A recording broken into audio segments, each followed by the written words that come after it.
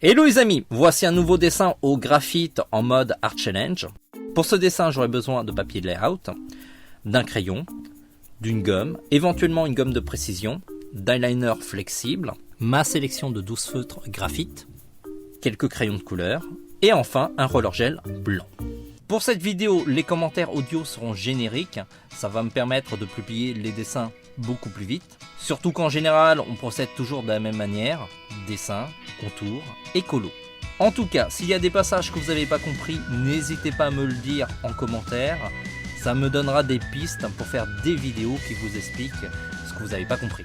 Je commence par esquisser mon dessin. J'utilise un porte-mine japonais 0,5 mm monographe.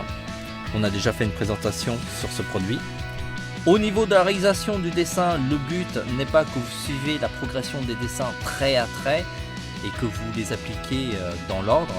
En dessin, il n'y a pas forcément un ordre précis au niveau des traits que vous mettez sur votre dessin. Dans le principe, je commence par esquisser les formes générales et puis je détaille petit à petit. C'est relativement simple.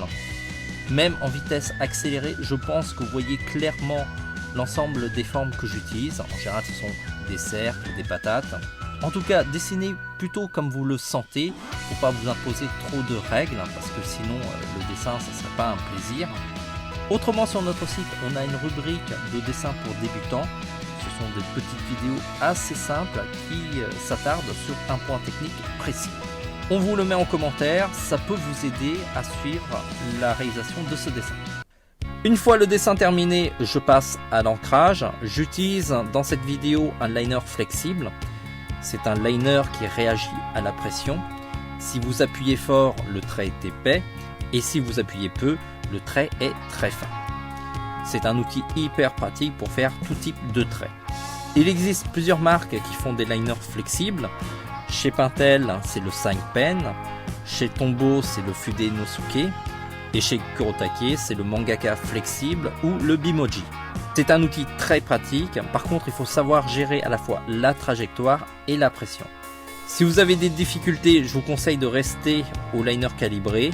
Il y a vraiment de très bons produits dans la gamme des liners calibrés comme le Pigma Micron, le Graphite Line ou encore le Neopico Line 3. Pour ce dessin, j'utilise du papier layout, ça me permet de colorier beaucoup plus facilement. Si vous n'aimez pas le papier layout, je vous propose un autre papier aussi, c'est le Dilator 110. C'est un papier beaucoup plus épais et lisse. C'est en général le papier que je recommande pour les débutants. Le contour est terminé, je vais gommer les traits de crayon qui pourraient me gêner durant la colorisation. Dans cette étape, j'utilise une gomme bloc, ça me permet de gommer une grande surface assez rapidement. Pour la colorisation, j'utilise des feutres graphite, ce sont des feutres à alcool double pointe. Pour ce type de dessin qui est en mode Art Challenge, je vais utiliser uniquement 12 feutres et toujours les mêmes feutres, quels que soient les dessins. C'est une manière pour moi de vous montrer qu'on n'a pas forcément besoin de beaucoup de couleurs pour être créatif. Bien sûr, si vous avez beaucoup plus de feutres, c'est encore mieux. Mais parfois, quand on a un cadre assez strict, ça permet d'être plus inventif. Et puis aussi, on doit s'adapter au matériel qu'on dispose. Dans notre boutique, le graphite est à 2 € si vous achetez au moins 12 feutres. C'est le feutre pro le moins cher du marché. Il est de très grande qualité. Surtout qu'on peut changer la pointe biseautée par une pointe pinceau. Et ça permet de faire évoluer le feutre en Neopico Color ou en équivalent de Copic. Sinon, si on parle de techniques de colo, on utilise dans cette vidéo des techniques assez basiques qui sont décrites dans la page de tuto pour débutants. On vous le met en commentaire.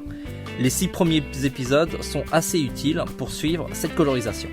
Dans la phase de finalisation du dessin, j'utilise quelques crayons de couleur pour ajouter des nuances supplémentaires. Par exemple les rougeurs. Je vais éclaircir certaines zones pour suggérer la lumière. Pour cela, j'utilise un crayon de fusain blanc ou encore un crayon de couleur blanc de la gamme Beaux-Arts. C'est hyper important d'utiliser cette gamme parce que ce sont des crayons de couleur de meilleure qualité. Ils sont plus opaques et beaucoup plus couvrants. Bien sûr, ça ne suffira pas pour exprimer la lumière. C'est pourquoi j'utilise un roller gel blanc pour ajouter des touches de blanc. Durant cette étape, on peut ajouter d'autres effets comme des projections d'encre blanche. Merci d'avoir suivi cette vidéo jusqu'au bout. N'hésitez pas à nous encourager en cliquant sur j'aime ou encore en vous abonnant à notre chaîne YouTube. Si vous voulez dessiner au graphite, il y a dans notre boutique toutes les couleurs. Il y a même des packs de démarrage qui permettent de vous lancer dans ce type de dessin. N'hésitez pas aussi à fouiller dans notre boutique parce qu'on a plein d'autres produits de qualité. Et puis n'oubliez pas que c'est grâce à vos achats qu'on peut continuer à créer toujours plus de contenu accessible toujours gratuitement à tous. On se dit à très vite. En attendant, dessinez bien.